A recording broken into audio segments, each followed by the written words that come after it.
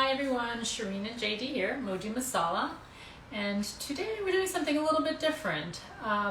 We're taking our Tandoori style baked chicken masala, which is right here, and we're going to make what is a British favorite, chicken tikka masala.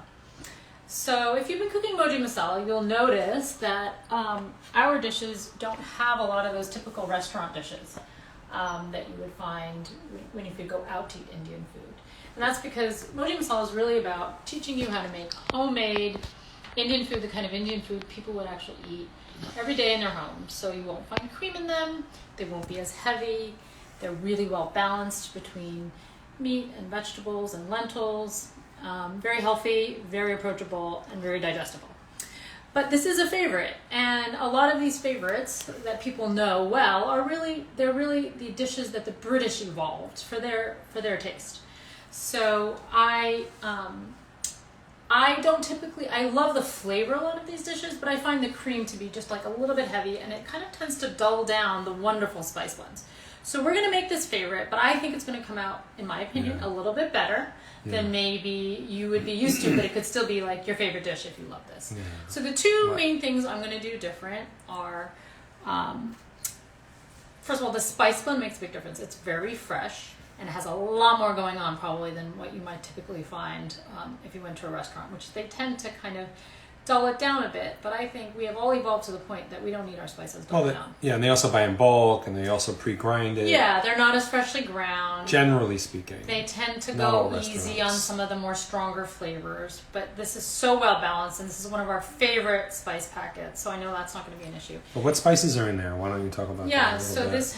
It really just has just about everything. It has black cardamom, green cardamom, cloves, cinnamon, black cumin seed, white cumin seed, I think I said cinnamon, and then also like garlic powder, ginger powder, turmeric, Kashmiri red chili, which is not so hot, not so spicy, just really helps round out the whole flavor, gives that little bit of heat. And if you like your food spicier, in general, you should know you can always add a little cayenne or whatever red chili you have on hand. I even use Mexican red chili powder, very different types of chilies sometimes, just to play with it a little bit. So if you do like a little, go ahead and add a quarter teaspoon more or something. But this is a really well balanced, nice little bit of heat. So that's one change. And then the second change is it's usually made with yogurt and or cream. Oftentimes maybe very little yogurt and a lot of cream. I personally don't like, if you want the richness of what that dish is, what cream adds, you can now get it, and there's so many delicious full-fat Greek yogurts out there. Even like Fage has like a 5% now. So very high fat content, so you get that creaminess. But the yogurt itself, the flavor of the yogurt complements the spices and the tomatoes. It just works really well. And then especially if you're going to marinate this, which you can marinate it ahead of time, the yogurt helps really retain the juices and really just keeps the marinade delicious. So I'm not even going to add cream in mine. You can add cream at the end if you want, but I would suggest trying it with just a very high fat, full fat Greek yogurt, and I think you're going to be surprised how much more flavor you're going to taste when you do that. So having given you that whole spiel, I'm going to let you know this dish is just super easy. What we're going to do is saute onions, layer in the tomatoes, layer in a little garlic ginger paste. You don't have to do that. I don't even have the Indian garlic ginger paste. I just have your sort of typical grocery store crushed garlic or minced garlic, minced ginger. And then you're going to, that's your paste. And if you've been cooking with us, you'll understand that's the base of what you need to make any braised dish, otherwise known as a curry. And then we're going to sort of saute our chicken a little bit, add our yogurt, add a little water, and simmer, and done. Delicious. So why don't we go ahead and get started? And use medium-high heat. I have a gas stove, so it heats up pretty quickly and it's pretty strong. But, Indian cooking is mostly done on high heat, except at the end if you're doing the simmering part. So what we always do is we keep a cup of water, 1 or 2 cups of water handy, so that we can keep the high heat cooking fairly dry, but we don't let our pan burn or our onions burn. And if you're new and just starting to watch my videos, there's some good videos on YouTube that shows this process over and over again for the different dishes, because it's the same. And when you get the hang of this process, this is where all the flavor is created. So it's important, easy and important. You just have to learn a couple little techniques or tricks around it, not even techniques. So now that our pot is hot, I'm going to add oil, a high heat oil, a flavorless high heat oil. We have canola. One of our favorites is sunflower. But don't use olive oil because this is high heat cooking. It's going to burn. If you're measuring, it'd probably be about 4 tablespoons. But really the point is that you want to coat the bottom of your pan really well. Not like deep fry, just enough so that you won't have any issue when it comes to, you don't want to burn your onions or tomatoes. I think I'd give that about 15, 20 seconds. Let's see if it sizzles. Probably needs another 20 seconds or so. You really want to put your onions in hot. You're going to saute your onions until they're a nice medium brown, which is, you cook them longer than you would cook onions in, say, if you're making a pasta sauce or a lot of other Western dishes you might be more accustomed to. So this usually, on a gas stove, this takes about, this is half of a medium-sized onion. Probably takes about 4 minutes to brown right. Hi, Corley. Thanks for joining us. Hi. How are you? Hope you've been cooking and enjoying. If you just joined, Corley, we are doing something a little bit different. We're doing a chicken tikka masala using our tandoori spice mix. And we're substituting, we're not really doing the cream. We're doing a very rich, full-fat yogurt, which we, think it works better with the flavor profile of the spices. I was explaining that we don't typically, if you're just joining, we don't typically, Moji masala is really more about authentic home cooking, not a lot of the more British Indian dishes like chicken tikka masala, but a lot of the spice blends can transfer over really well, and I know this is a favorite, and even I crave it sometimes, just not the cream, so thought this is a good time to try it. So you can see here, just sauteing. This dish actually, I think they do it a year at a time, it was the national dish of Great Britain. So Indian food obviously has a long history there, and they have really tailored a lot of the dishes to sort of suit their flavor profile, to suit their palate. Yeah. But they've been doing it for a long time, and they have some amazing food, but it wouldn't be the food you'd find in people's homes. That doesn't mean it's not good. And, even in or like exactly our community, how we grew up here, we didn't make any of those dishes. But certainly we enjoy it. If we go to the Indian restaurants, we do feel quite full and like really need a break after that. But it's a treat. It's always a treat. Yeah. So and this tandoori packet transfers so well to this. And if this turns out as good as I think it is, so this is a little bit of a test, obviously, we'll be posting the recipe on our site soon. And also, stay tuned, Corley. We're going to soon be having a chicken curry, which will be a new blend for us, the Restar, we call it. Yeah. And it's delicious. It's incredible.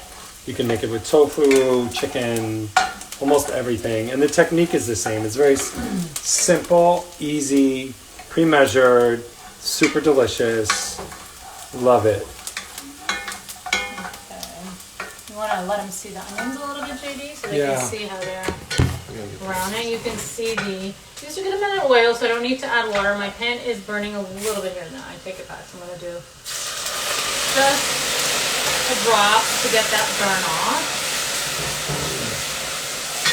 But it's going to dry up again really soon, which is good because I'm still trying to brown my onions. I think it was nice. How much of this do you need? A teaspoon of the garlic and a half teaspoon of the ginger, which is going to go in like pretty soon. So the packet does have garlic and ginger powder in it, which is very flavorful. They're organic. For a powder, pretty fresh and organic. And but when you put in a little on top of that, a little half a teaspoon of minced garlic or ginger, half of the ginger. Yeah, that's the ginger. You can throw it right in here actually. Yeah, I'm kind of ready for it. It just the freshness is amazing. It does get all right. And it doesn't burn as easily the way as if you put whole garlic cloves in, and it spreads more easily into the base as opposed to using fresh ginger or fresh garlic. But you can feel free to do that too. But I keep these jars; they last a while. And actually, we're gonna start selling an organic Indian garlic ginger paste on our site soon. I finally found someone who. So hard to find a lot of the quality Indian stuff organic, but we are doing it slowly but surely. A little water so my pan doesn't burn. I'm using like a ceramic pot today, or cast iron rather. I think the stainless steel, I'm just sort of comparing, I think the stainless steel is a little bit better, like a good quality stainless steel for this. So our onions are looking good here. They're kind of nice and brown. Our garlic ginger's in. We're going to add the tomatoes. Just one medium chopped vine tomato. You want to use a ripe one. A ripe tomato is going to have a lot more of that umami. A little sweeter, naturally sweet, a lot of umami, which adds just a whole other layer to the meat. So now with the tomato, we're gonna really let it cook down so that it's soft and kind of melted in. You don't want there to be any hard chunks, and there's gonna be chunks. Carly's asking if we can use a red onion. Yes, you can use red. Red and yellow are fairly interchangeable. Just don't use like sweet onion or Vidalia onion because that will completely change the flavor profile of the dish. But red, I would say red, and I always use yellow. To me, it's the most kind of creates the onion flavor without adding something different, I guess. But red onion is totally fine too. And definitely if that's what you have, that works great. So, tomato, knowing when the tomato done is very kind of a key thing. What will happen is the whole tomato will really soften up. And then you'll see the oils start to separate. If you've been watching a few of our videos, it's going to sound boring, but I'm just going to keep repeating because as you get these little points down, you really start to know when your base is done, you're going to notice such a big difference in the flavor. And it's such a little thing, at the end of the day, it's patience. I made a joke last time that if I think I'm done, I always just like add another minute because I know that's what my mom would say. So, still have some harder pieces. You can see it's pretty quick. At least on a gas stove, it's pretty quick. Maybe an extra minute or two.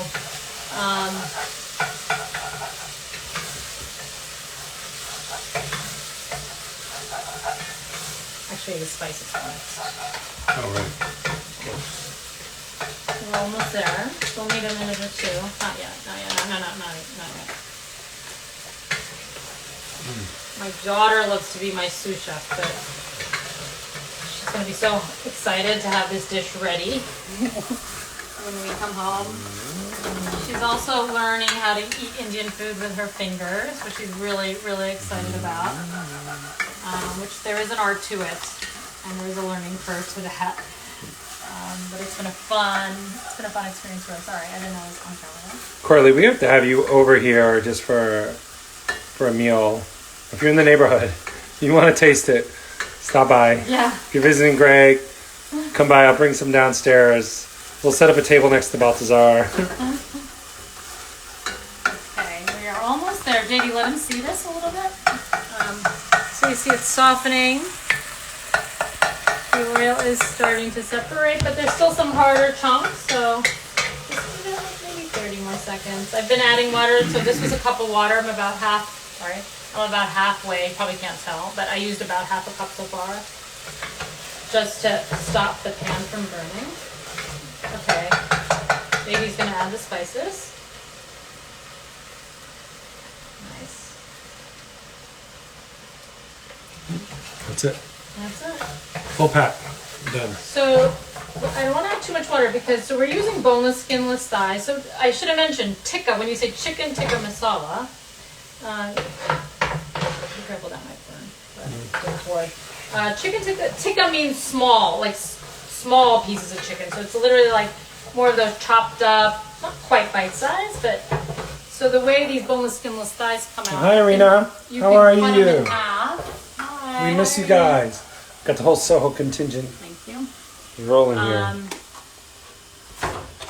You can cut these in half to make them smaller, but to have it more traditional. But I find these organic chicken thighs, boneless, skinless, are actually, I like the size of them. I like them a little bit bigger than maybe what you might find in the restaurant. But go ahead and cut them in half. And actually, also, if you have more people and you want everyone to have a little bit, it's a good way to kind of ration it out. Irina, we're making chicken tikka masala, something we generally don't make, but we're doing recipe testing today. We're using our tandoori style baked chicken masala which just works very well from a spice blend perspective to using this. You guys know, you guys have been such great supporters of us. We really appreciate you, both of you, and your families. Or everyone else, you can find us on mojimasala.com. MOJIMASALA.com. Okay, so what I'm doing here now is I'm browning. I'm kind of keeping it on high heat.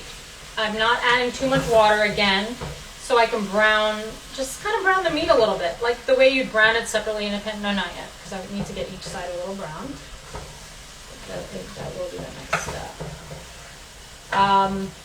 And instead of like sitting there and browning each piece separately, you can just brown it right in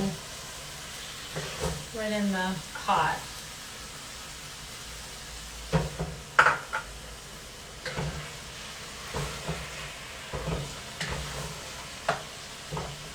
Flip them over. They probably need like a minute or two on each side, but you really don't.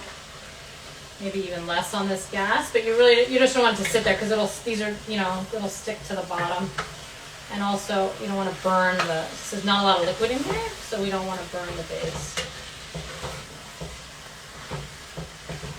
But browning it just gives it the texture that's important. Otherwise, it could just be, and it's fine if you don't care about that so much. You don't have to brown too much, but it starts to absorb. It gives it a little stronger texture, so it doesn't turn into like shredded chicken.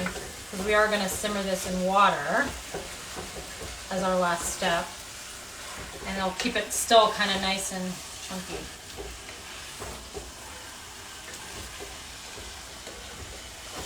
Just shows the versatility of this tandoori mix, that Yes. you can make so many different things. And you can also use this tandoori mix on some vegetarian. I mean, you can probably use it with some tofu. You can use it in other things that we're starting to practice. Absolutely. We're going to do more of that. We're going to do a side-by-side fresh homemade paneer and tofu comparison to make kind of a similar dish, actually. JD's going to make a tofu tikka masala, and I'm going to do a very traditional Kashmiri paneer dish, which is in a tomato sauce. And we'll see how that goes. All right. So we are just about there. Okay. One side looks very good.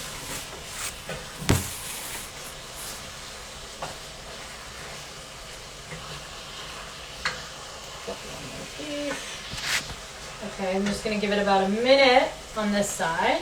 Let's try to let that brown. You can see a lot of water is coming out of the chicken already. We're going to put this full-fat yogurt in, which, because it's Greek, it doesn't have a lot of water, so you don't have to use Greek, but I think for this dish, Greek is good. Go ahead, JD, you can do that. If you want it really creamy, you can use a cup. If you want it more creamy in tomato, you can use, 2 tomatoes. Just depends how you like for flavor profile, but I go for balance. We go for balance, and I know with a traditional chicken tikka, it's heavy on the cream, heavy on the tomato. But I'm going for more balanced. I want to taste the spices. I want to taste the creaminess of the yogurt. I want to taste that kind of nice umami from the tomato.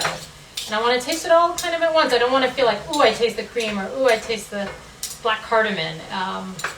So my goal is always balance. So literally, as you can see, there is like no other spice, not even salt, because for this dish, because you can marinate this chicken first. We always add salt into the meat dishes.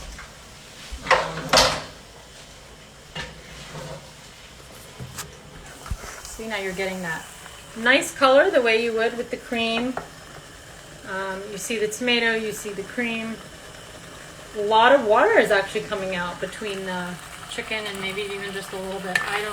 I think I'm not going to have to add more than like a quarter cup of water here to get that, to fully cook the chicken. Let's do this. So you're doing this till you kind of coat everything really well, and then it gets a boil going, which was happened very quickly.